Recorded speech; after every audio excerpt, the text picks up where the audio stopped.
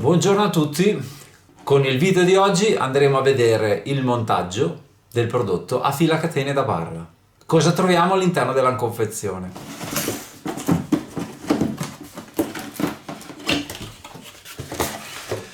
Il libretto uso e manutenzione, un piccolo sacchettino per poter fare il montaggio dei pezzi che sono già preassemblati, il motore,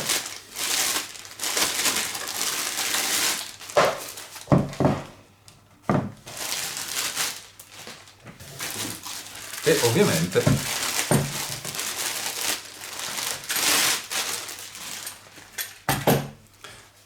la base di lavoro.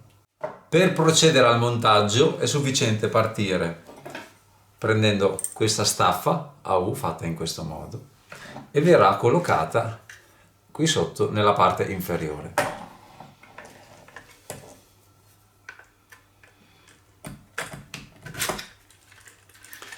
C'è un alloggiamento preciso dove si va a infilare la staffa ad U in questo modo. Una volta quindi che giriamo la nostra base sarà perfettamente solida sul nostro piano di lavoro. Fatto questo si prende il perno, che è questo di 8%, con il suo relativo dado, questo, e si va ad infilare così in questo modo per andare a bloccare il gruppo motore. Quindi si prende il gruppo motore, lo si infila così, qui, in questo modo, si prende il perno, qui, si va ad infilare,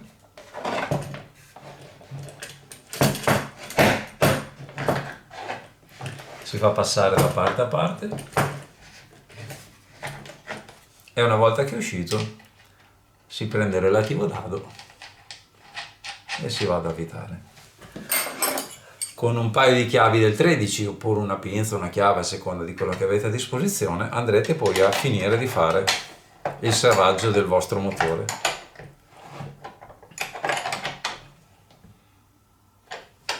Una volta completato il serraggio, la fila catene è pronto per essere utilizzato.